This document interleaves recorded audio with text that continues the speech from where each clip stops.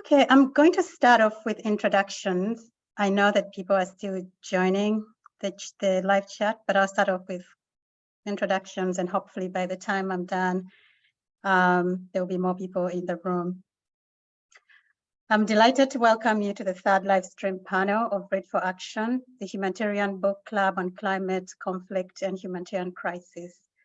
Read for Action is a project at the intersection of public humanities, environmental humanities, and public advocacy and policy change, based at the University of Virginia's Humanitarian Collaborative and in partnership with the United Nations Office for the Coordination of Humanitarian Affairs.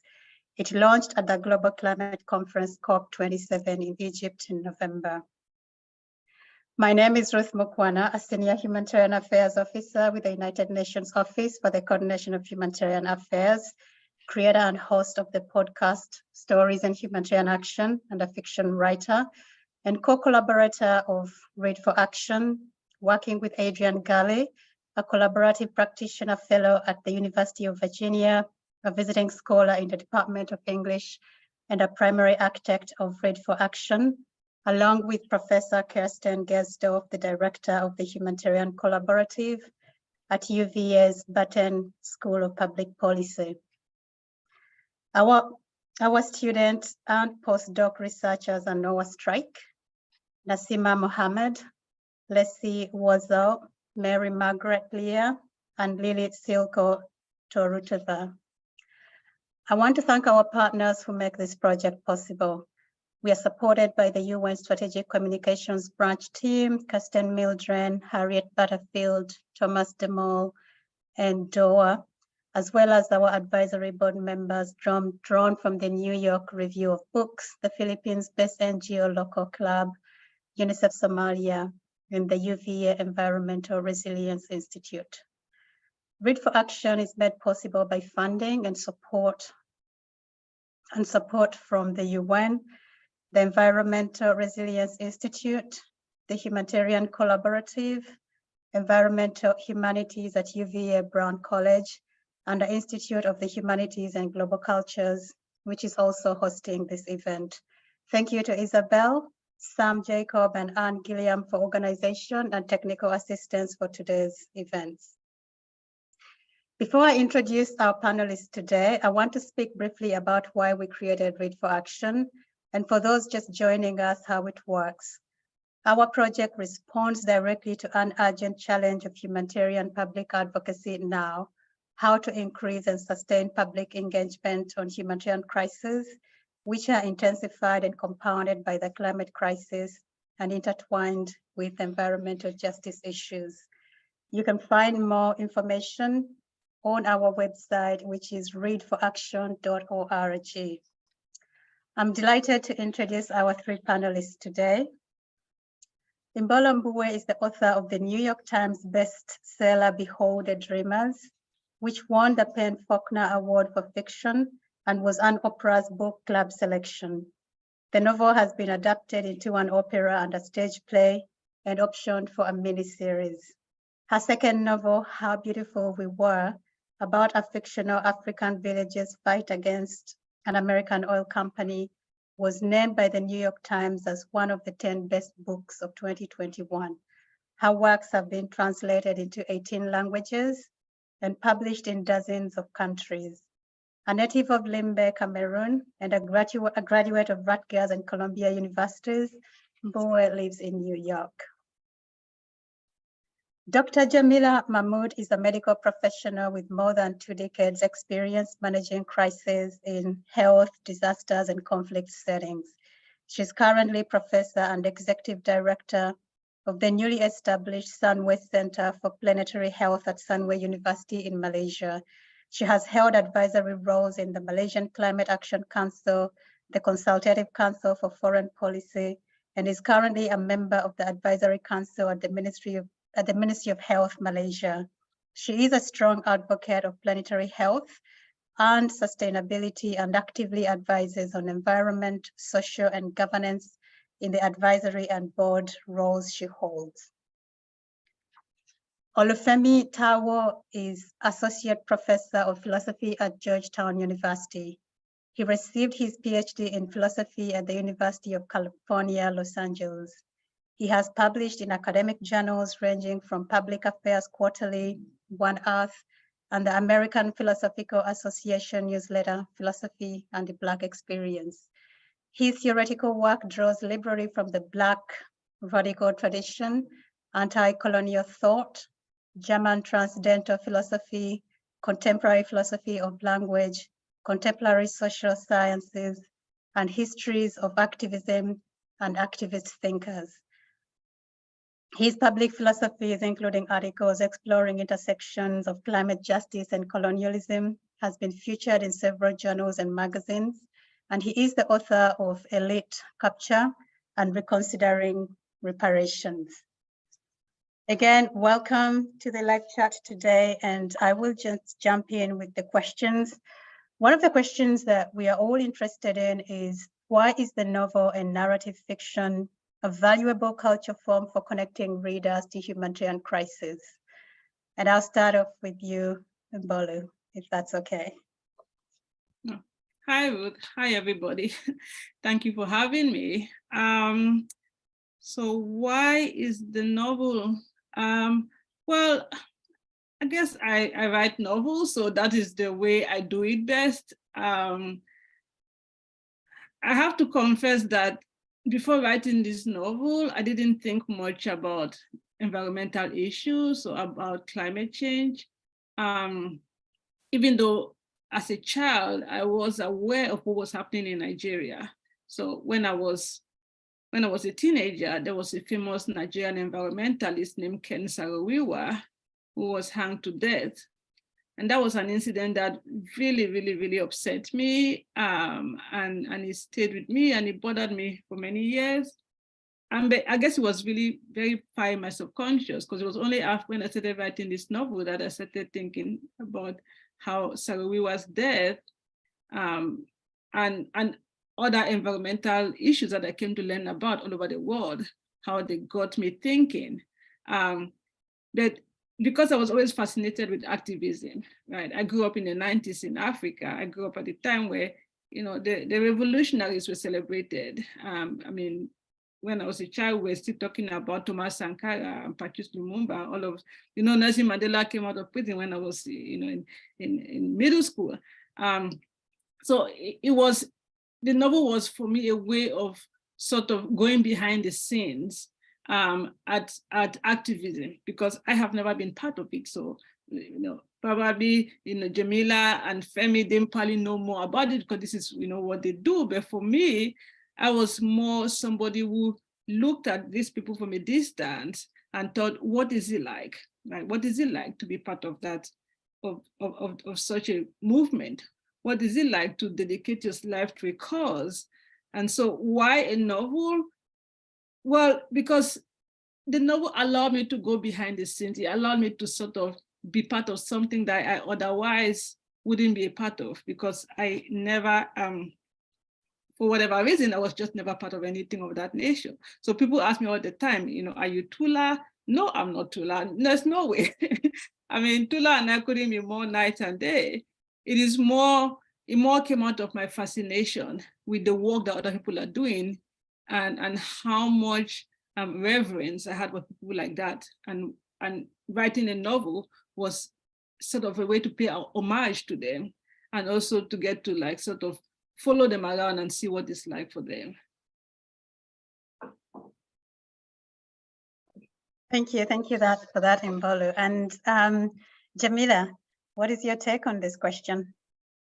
Well, the first thing I want to say to Imbolo is thank you for writing this book. And how uncanny is it that we are discussing it today on the day that the UNFCCC report was released, telling us that we're in such dangerous territory right now.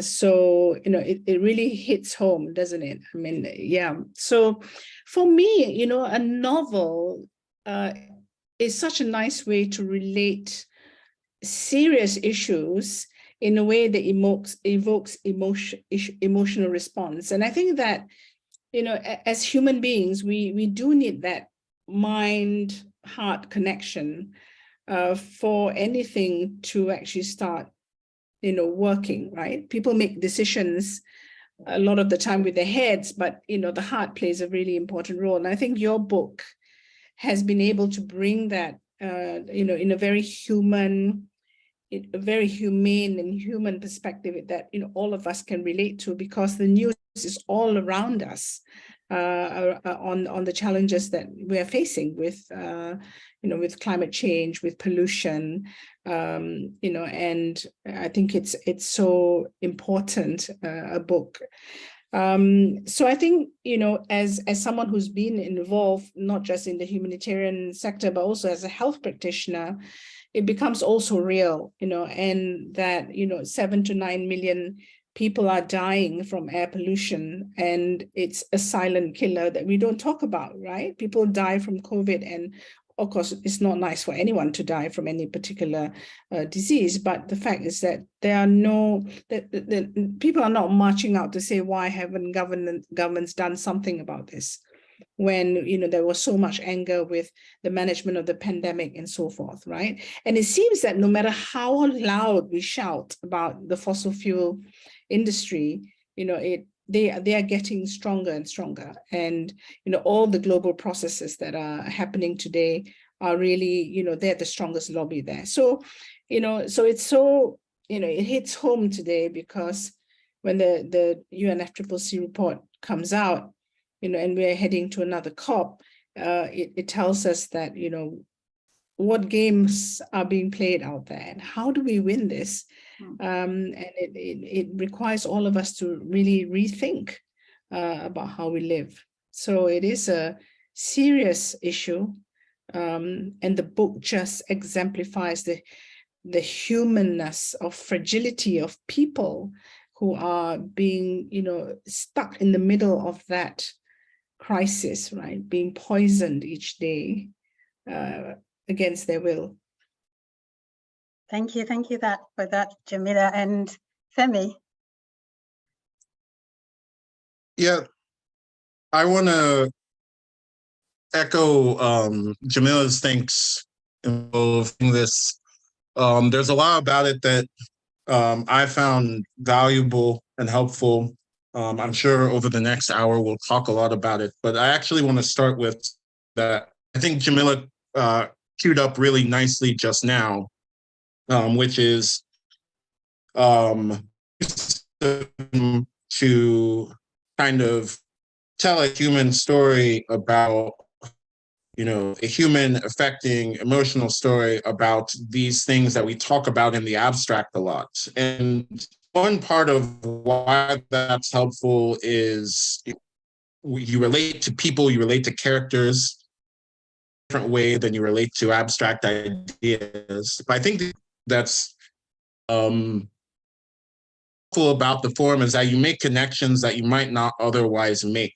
So I think something that is maybe more obvious, I'm Nigerian American, Bolo, you're Cameroonian, so we know the story of Ogoniland and Shell, we know the connection of violence and organized violence, military violence to the global economy, but I'm not sure it's something that everyone everywhere necessarily thinks of when they think about fossil fuels or petroleum. They might think that the corruption down to lobbying or maybe false advertising, but this military element is not something that people necessarily think of first. I think that was a really valuable point in the book. So just as Jemilah said, this is the day that the UNFCCC's, the big reports has come out about climate change and where climate change is. But this is also the anniversary of the United States invasion of Iraq. And I think, it's important to think about both of those things. There were a lot of people that, the death toll is in hundreds of thousands, the people displaced.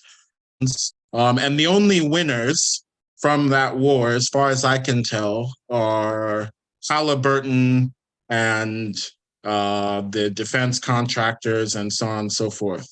So the connection between military organized violence and all this other stuff, I think is something that comes out in the book as we're about to talk about, is of the things that I think is helpful about this form.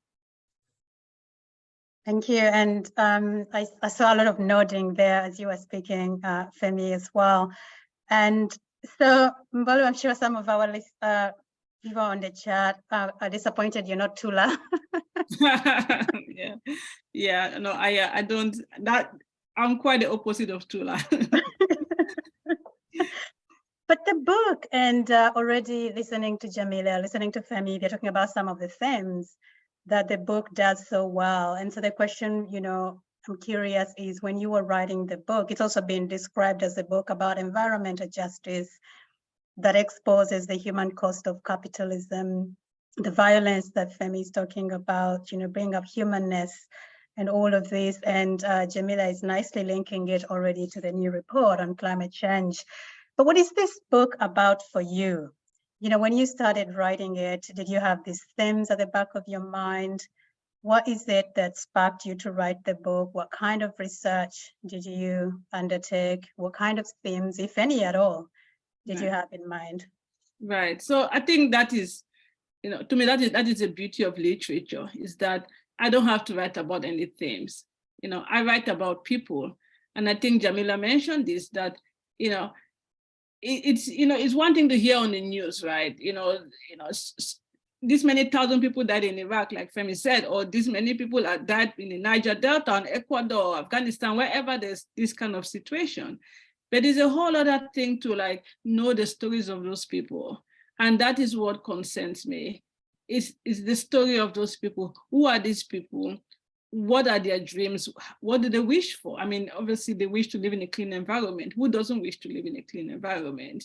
But my goal, my hope in writing this book was to give an honest portrayal of these people, of what it's like to live in such an environment, of what it's like when your back is against the wall. When the novel starts, the people, they make a decision to do something because they are pretty much powerless, and a madman pushes them to do something pretty radical. And I also wanted to sort of, explore humans within all their complexity, right? Because this is not a story about, oh, look at the good, innocent people who are being destroyed by capitalism, or look at the awful oil corporation. No, humans are complex on all levels. And so my hope was to tell a story about people. But of course, this is not happening in a vacuum, right? In the process of telling it, I have to come face to face and talk about how, colonialism happened to this village, and globalization happened, and capitalism happened, and dictatorship happened. Everything happened there. But my duty as a writer was not to write about the issues, is to say, look at how it is to live in this environment, and look at what is this when your life is affected by all of these issues, which they don't really have much control over. Like, they don't even understand globalization and how much it affects their life. That is, a different level for them, but still it is a part of their lives. So I think the one thing that helped me was that I didn't have an agenda. I never came to this thinking, oh, I'm going to make this point or another. I think that is why I love when people who do this work, they talk to me about it, because they're the ones who have a mission more than me. I think my mission was just to honestly tell the story and to do justice to all the characters. So even though, of course, as a human, I am very much against all such things, but I cannot let that agenda take over the storytelling, right? I have to put my judgments aside and just focus on just presenting the story to the reader. Right. And in fact, I think you did such a fantastic job. One of the readers on Discord did say, in fact, he wanted to find out if the story came from your personal experiences, because they were so portrayed in such a rich and relatable way. Yeah, no, I mean, thankfully, I have never lived in such an environment. So that is not anywhere for my life. The only thing that I would say is for my life is the fact that I grew up in a town that had an oil refinery. So as a child, I was very aware of the politics of oil, and probably why the Kensal River, hanging was very, very disturbing to me, because I understood the oil and how oil enriched certain peoples and not others. But no, outside of that, I can't say it was very much tied to my life. I mean, like Tula, the only thing I have in Tula is that we both came to America at 17 to go to college. Tula became an activist, and I sat in my dormitory room watching movies with my friends. That's about how much similarity there is. So no, I mean, this is not drawn from my life. This was a lot of research, so I should be honest about that. I looked at lots and lots of different situations all over the world. The Niger Delta was a good one, right? BP oil spill, Standing Rock, Flint, Michigan, for those of us in America, with the water being poisoned and the children drinking poisoned water. I looked at what is happening in Ecuador with Chevron and, the Lago Agrio region. These stories are happening all over the world. So I did a lot of research. I did a lot of research on activists and environmentalists. I read a lot of history and biographies and memoirs of dissidents. So a lot of it was examining other people's lives and sort of creating the character of Tula and the village of Kusawa based on those different accounts.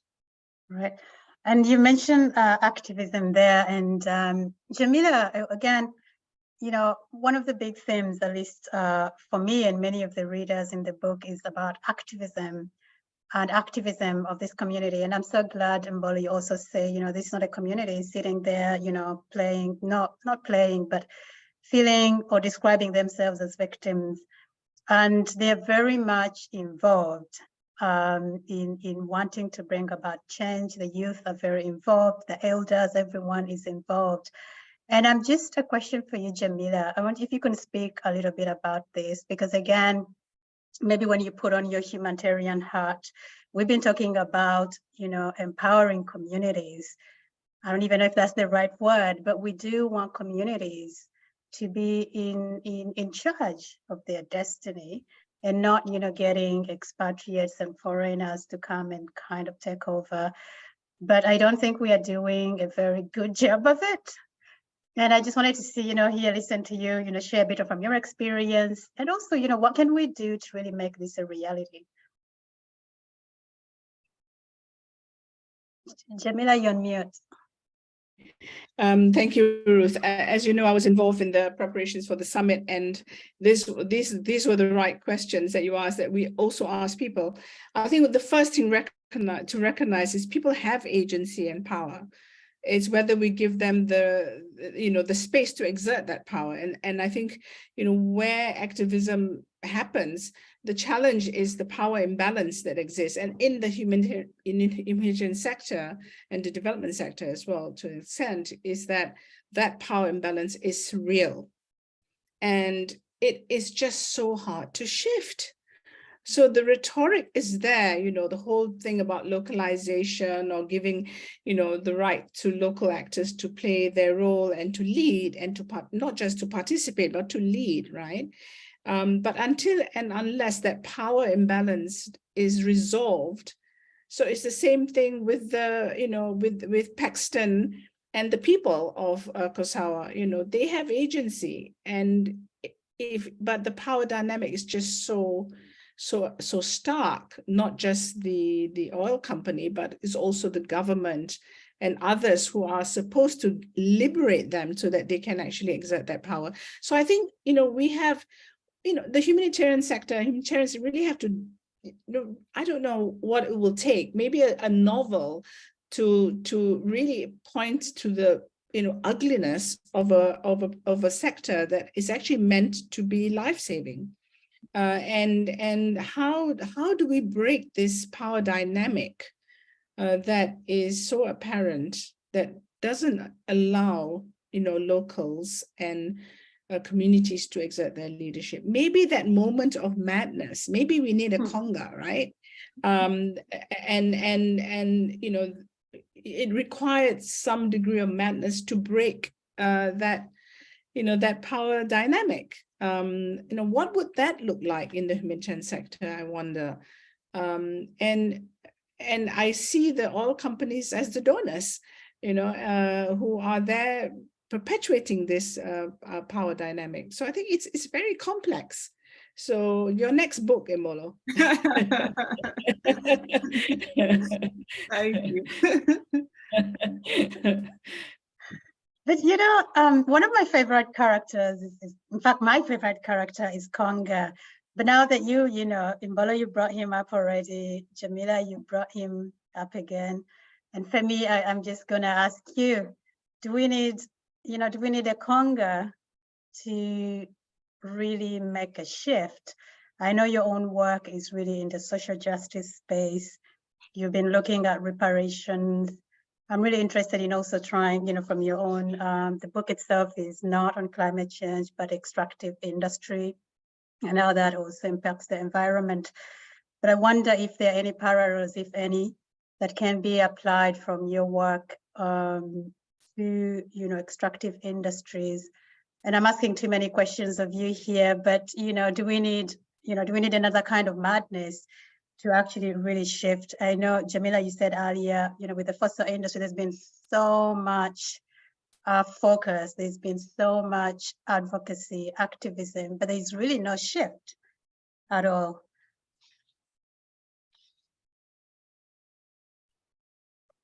Yeah, it's an interesting question. I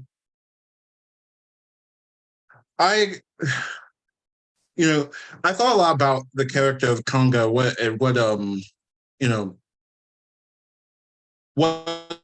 the lesson is for those of us trying to shift things. And one of the things, it's we have a treat. We actually have the author here, so she can tell me if I'm off base here. But I actually thought, Konga's the sane person here.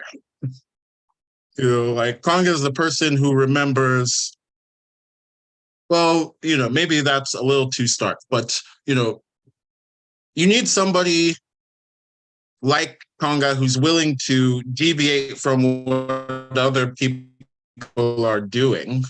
I think we usually think of that as, madness, and in many contexts it is. But what's different about the climate scenario, what's different about climate politics, is that the status quo is very measurably madness, right? There's, the report today is just the latest of a long line of reports all saying if we continue to do as we're doing, we're going to destroy the planet, we're going to destroy our future as children. And it's not sane to continue doing that, or it's not the version of sanity I'm interested in. So do we need something outside of that? Yes. Does the thing outside of it,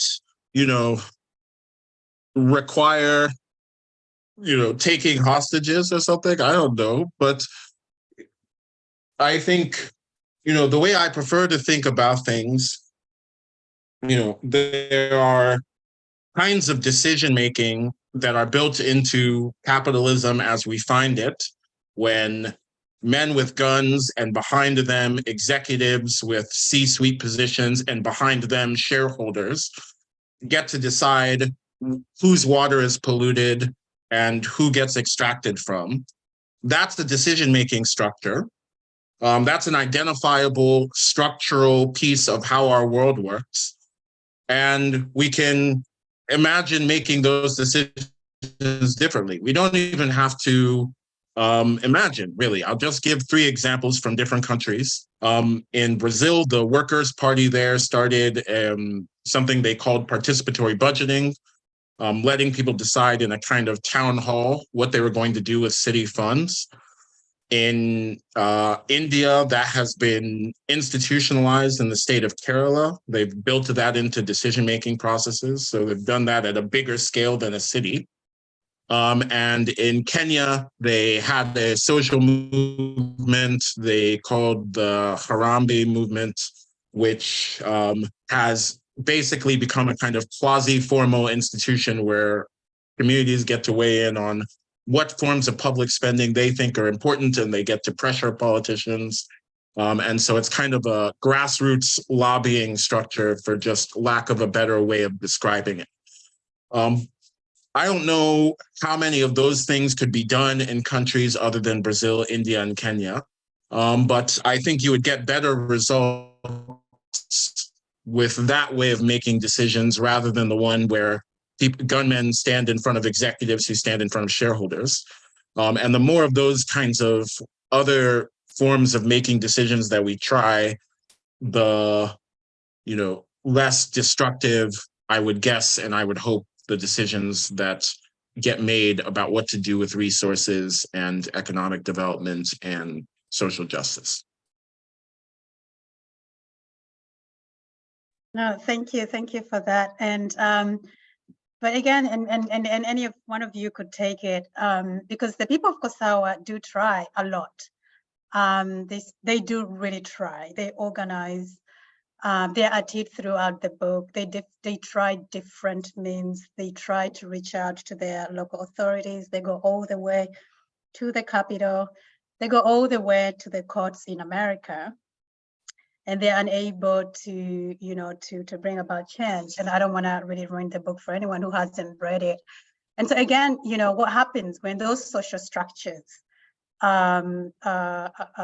when the social structures, but also the political structures and the governance structures fail to meet the needs of the people, what is their next?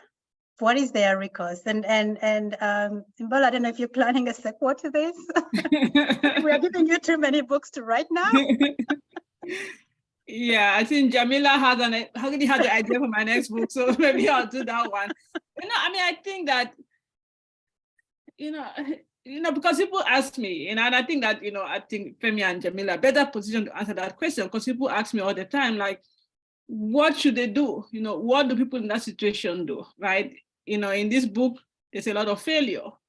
These people recognize that they do have power to fight, because in the beginning, when the book starts, they just sit in there, oh, what can we do? How can we fight this big oil company? And then they realize that they can, but without giving away the ending, it's very complicated, right? And I am a novelist. I don't have ideas the way fellow esteemed panelists do. So I wonder myself, right? What do people do when their backs against the wall? And then that brings up the issue of violence, because that is a question I get asked a lot about violence. There's a lot of violence being used on both sides in this novel.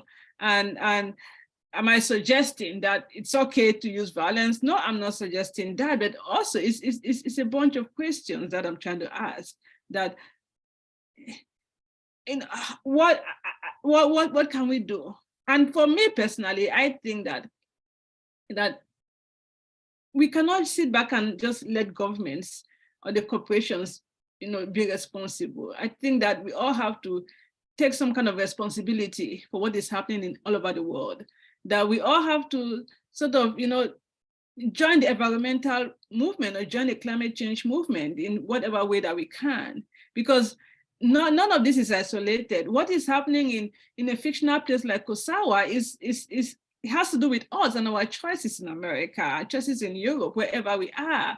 And so we live in such a global world, like we saw with COVID, right? COVID started in Wuhan, China, and next thing people are having it in South Africa and having it all over the world.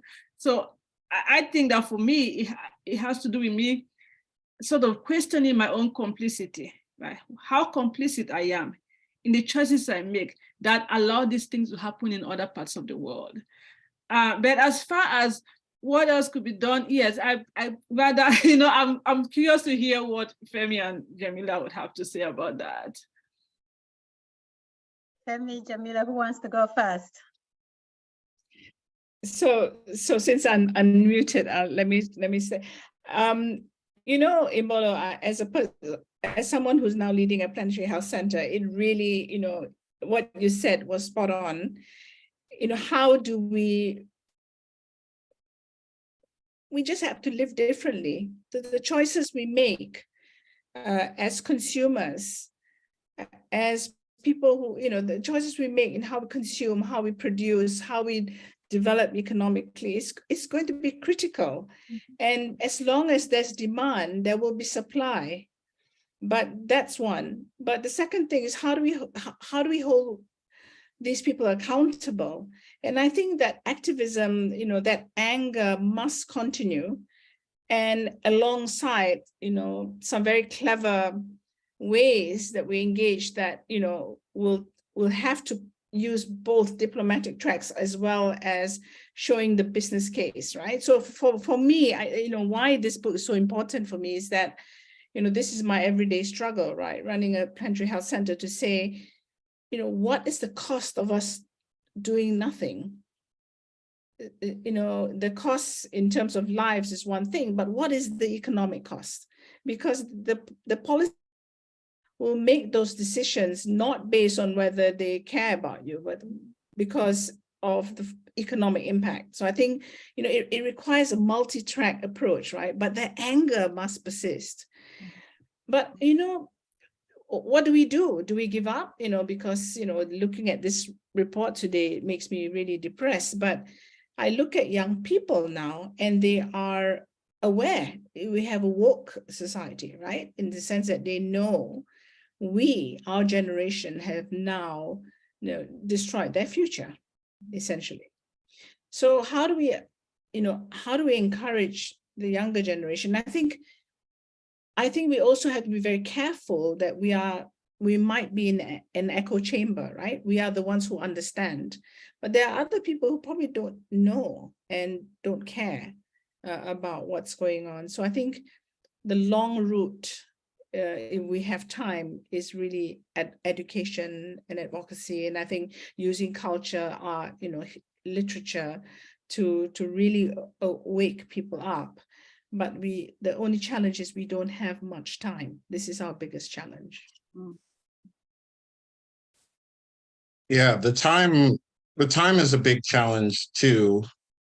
But I also think that the way that we think about social and political change also has to shift. And that's one of the things I thought was valuable about the book.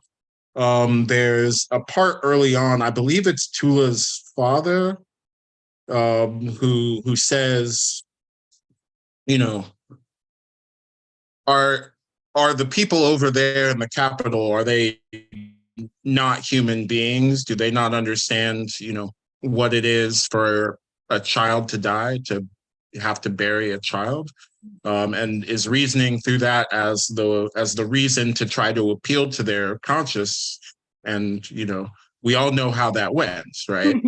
You know, like at the end of the day, I don't think we should ignore our own complicity or ignore our consumer habits, reuse, recycle, all of that. But the decisions at scale are being made by the kind of people that launched the Iraq War, the kind of people that create statistics like hundreds of thousands of people dead and just see no problem with it, right? So there is indeed an echo chamber that we're in, we could call it, where, you know, we're aware of climate change and we have a problem with it. But there's also people who are aware of climate change and who are just determined to do something they've succeeded at doing for the last few decades, and indeed the last few hundred years, which is just making sure that it's other people's children who die as a result of environmental destruction. That is the history of colonialism. And that is not a position we can appeal our way out of.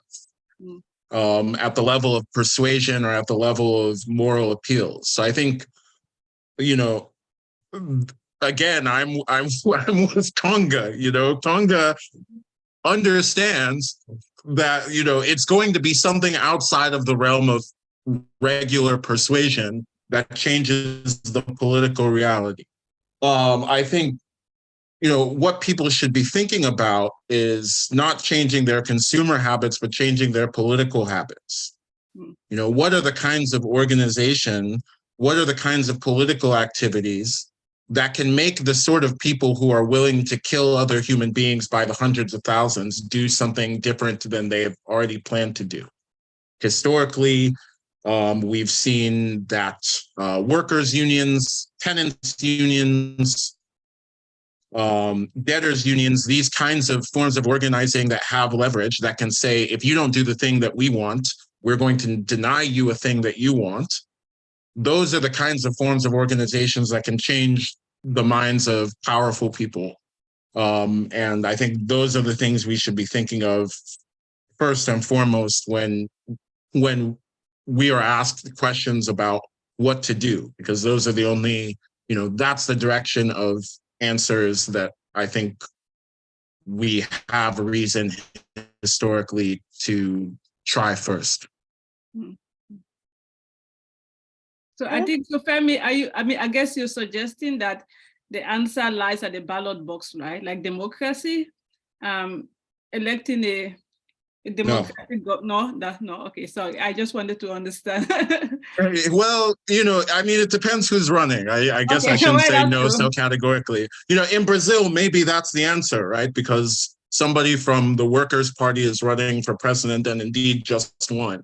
Right. So I shouldn't say no so categorically. I think the ballot box can be a measure, but there has to be political power behind whatever the alternative to fossil fueled capitalism that we're going to have. And there's lots of ways to build power, and many of those don't involve a ballot box, or at least not the regular kind of ballot box, right? Forming a union or strengthening a union or changing the political direction of a union, or getting together with people that all owe debt to the same people, or all pay utility bills to the same energy business, or as the Ogoni people were doing against Shell, sabotaging their operations. But you have to do something that communicates to them in a language they understand, which unfortunately is not persuasion. And I don't think most countries have an electoral process that is serious enough and that is, challengeable enough to make that plan A, or to make that the entire plan of what people should do politically.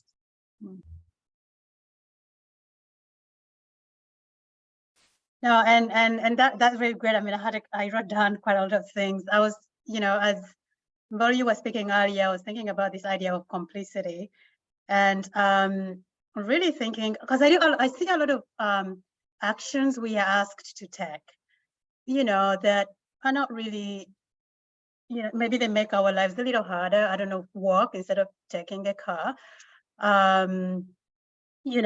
Don't print if you don't need to. But then, as I was listening to you, and I'm like, yeah, we can do all of these things. But at the heart of all of these things is really who's making the decision. So I always feel like no matter how much I recycle, who's making the decisions that are actually at the core of what we are discussing right now? And whose interests do they have in mind when they're making all of these decisions? Well, I think that, not that it is directly related, and I completely agree with what Femi said, that, it has to do with, because, in the case of, I don't know, like in the novel, for example, like, they didn't really have a choice at the ballot box, right? I grew up in a dictatorship, my country is still a dictatorship. If you go vote, we still get the same dictator. It doesn't matter what the ballot box says. But I do think that, and I don't know what said, it has to do with demand and supply. And for me, and I don't have answers. All I have is questions. But I think about the fact that, let's think about like slavery. Why did slavery go on for so long? Because people wanted their sugar, people wanted their cotton, right? Yes, there lots of other issues going on there. But I'm saying that if we were to, not that it's going to solve anything, but for me that I think that if you're in, Jemilah's position, you are more, hands-on, and you're more at the forefront. But for people like me, who all we think about is what can I do on a personal level, I am more inclined to ask myself about how complicit I am, because the fact is that a lot of us hear these stories happening all over the world and we say, oh, well, we don't really think about it. Or even the news that we got today from the UN, we don't really think about it, like how, how this is going to affect me later, how it's going to affect my children later. And I think it has to do with sort of really getting closer to the story, and which is where fiction, it does a better job at that than, than the news, for example, because if you hear on the news, 50 people were killed in the Amazon today, you wouldn't really think about it. But if you were to read a novel, it's said there and you think about it, then it's a whole different situation to you. And so I talk about being complicit only because it's a bigger issue than most of us can handle on our day-to-day. But to Femi's point, we can do a lot about our own governments if we can, right? We can do a lot about pushing, for communities and countries where more people have a voice, because that is a problem that is going on, is that not enough people have a voice to get to say what they really want. I mean, if you look at what was happening in Kosawa, they didn't have any voice, and that is what happened. So if we could push for a situation where more people can have a say on what kind of country they like to live in, what kind of world they like to live in, then I think that we all stand a better chance. Thank you for that. And I'm going to read a question that came in from the Discord channel, and any of you can take it. And this is a question around, like, how do we reconcile the tensions between economic development and environmental sustainability in the context of developing nations? That is way above my pay grade. Ruth, can you repeat? Yes, how do we reconcile the tensions between economic development and environmental sustainability in the context of development nations? And as I let you think about the questions, I can maybe just ramble a little bit. Because one of the things as well that comes up a lot, particularly around climate change, we see the impact in many developing nations. And yet at the same time I'm from Uganda myself, by the way, a lot of these countries, if you look at, we have a big drought in Somalia, that is really fueled by climate change, the Pakistan floods last year. I mean, I could go down the list. And a lot of these countries are really saying we are not responsible for, we're not driving climate change. So there is that question. At the same time, these countries want to develop as well, and they're being asked not to do some of the things that other, developed nations have already benefited from. So I'm hoping this is where maybe one of those questions is coming from. I want to respond to this. It so happens I am in the UK to visit a program in Birmingham where they're looking at regenerative economics, and I think some of you may be familiar with the donor economic model. So I think that the question is written that way because people still see economic development as a rise in GDP, whereas we should be looking at what does having a good life mean. Is it really just GDP growth? Because does GDP growth ensure that we address inequality and that everyone has access to services and access to a good life? And we've seen that, even with the pandemic recently, this is not the case. The inequity that is so stark, even within countries with high GDPs. So I think it requires us to fundamentally rethink development and really think about, regenerative economics that is not based on growth, but on equity and well-being. And only until you actually can disrupt the model of, what we think growth and development is, can we start to address, all the different challenges that we have. Yeah, I would just to add a little to that. I think we should wonder if there is a tension between, developing whatever the demands of development and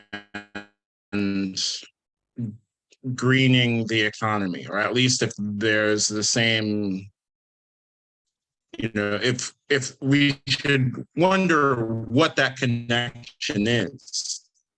Just speaking in the Nigerian case, in particular, the outcome of the discovery of petroleum and the political and economic decisions that followed were environmental devastation of the kind that Imbolo's book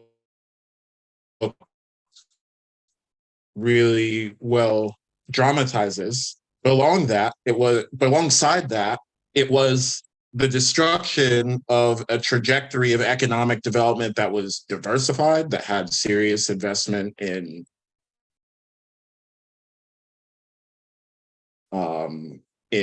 airplanes and in the agricultural sector and in services, and that moved that economy towards an openly authoritarian, openly kleptocratic political mess. I don't think that's anyone's model of development, not even the neoliberals' model of development. But it's the kind of development that, Nigeria is not wholly exceptional. If you look at the case of Equatorial Guinea or Angola or the Gulf states, you see, with differing levels of competence, but you see regimes that are built around extraction and political elites and ruling class decisions that are built around extraction, and they produce fantastic wealth for a few people, but they don't produce, at least not reliably and not across the board, they don't produce developed economies in any sense of developed that includes more than the 1%. And so I think, that is the question of what it's going to take to actually, quote unquote, develop economies is one that the present political situation has not answered, particularly on the African continent. But I think even if you include some of the Asian success stories, it's a lot more complicated than you would think, especially if you look at the levels of inequality that have resulted from the kinds of, from the particular trajectories of development that we've had over the past 50 years or so, as Jemilah was getting at. So I think, we have to ask new questions about development that are less tied to these measures like GDP growth that aren't very informative, if you ask me, and that ask more holistic questions about what people's life chances are and whether or not they have improved, and ask that at the level of whole populations and not aggregates of populations or statistical models of populations, but what are people's lives actually like? And I have, of course, more questions, but I'm also now looking at the clock, and we are slowly coming up to the hour. And Imbolo, again, thank you so much for the gift of your book. But as we wind down, I do want to ask all of you who one or two of your favorite characters in the book and why? Well, I'll go first because everybody already said it, so I pick it for Konga. Only because, I was, as a child, very fascinated by the idea of madness, by how we look at mentally ill people, and how they were dismissed. And even though Konga was not so much an attempt to explore mental illness, it was a way of taking another look at people who are not quote unquote normal like the rest of us. And so I always, growing up, we had people like Konga walking around the place, and I never really thought much. But as I started writing this book, I thought, what do they know? What do they see that the rest of us don't, because we are too busy being sane? And And I also like the quote by the Burkinabe revolutionary Thomas Sankara, and he said that you cannot carry about fundamental change without a certain amount of madness. And that was a quote that I had at the bottom of my email for many years, because I thought, yes, you know, that's what it takes. It takes a certain amount of madness to do something, to stand up and dare to see what other people are not seeing. Other people are going, oh, what can we do? And he's saying, oh, we can kidnap them. Not the best idea in the world, but at least he got things moving. And my other favorite character, of course, is Tula, you know, because she was the very first character that I conceived when I got the inspiration to write this novel. And again, this, like I said earlier, this was an attempt to pay homage to people like Jemilah and Femi, who are on the ground, and all of the other environmentalists and activists and thinkers who are on the ground doing this work. Like, all I get to do is tell their story, but they actually are doing the work. And I always had this deep admiration for that. And so Tula was inspired by lots of different activists and revolutionaries and environmentalists. And I sort of, a lot of them were men, and I put them in a woman. But you know, she's the kind of woman that I look at and thinking, oh my God, when I grow up, I want to be like you, you know, because she's just so everything fascinating. And it was difficult writing a lot of scenes that involved her, but I knew I had to be honest in my portrayal of her. But overall, it was definitely a joy writing that character. Thank you, Imbolo, for that. Femi, oh, Jemilah, oh, sorry, go on. No, Femi can go. I'll just be quick. I also like Konga and Tula. So for the sake of just not duplicating, let me just add, I really, you know, I can't say it was my favorite character just because I didn't like his decisions, obviously. But I enjoyed reading, and I felt like I learned a lot from reading the portrayal of Woja Becky. Because I think, you know, I think, you know, just to temper some of the stuff I myself said earlier, you know, I think there are some people who are just ghoulish and they're, you know, and they're terrible. And, you know, and I have no doubt that the Halliburtons and Shells of the world are full of such people.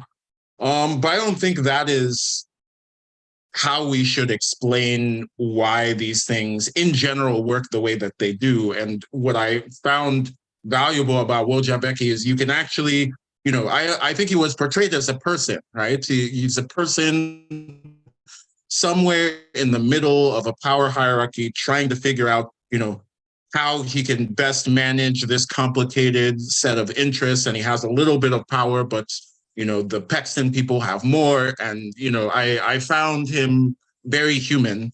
And I found that to be one of the strengths of the book. You know, it wasn't this, you know, kind of children's villains and heroes story. It was, you know, how do people respond to these situations? So I like that. Thank you, Jemilah. Yeah, I think we all love Konga, right? And Tula, but I also loved her grandmother. I thought that, you know, here was a woman who was so wise, so calm, so forgiving and loving, and you know, always I felt she was the stabilizing factor in the family in so many ways.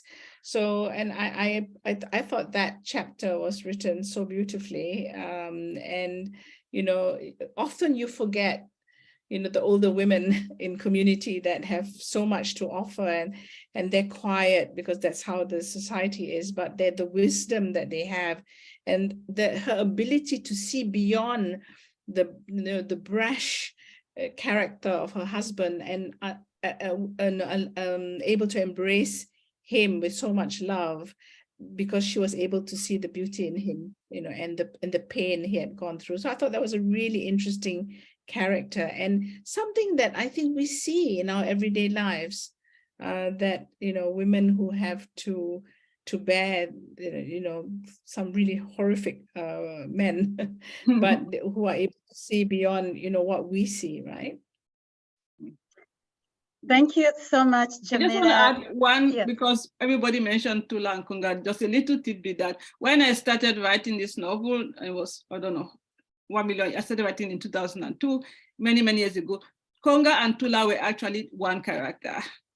So it was in the process of writing that I actually made them two separate characters. So it was a bit complicated, but they used to be, Konga was Tula, Tula was Konga, and then over the course of 17 years of writing the novel, they became two different people. So maybe that is why anybody who likes one likes the other, because they started off as the same person.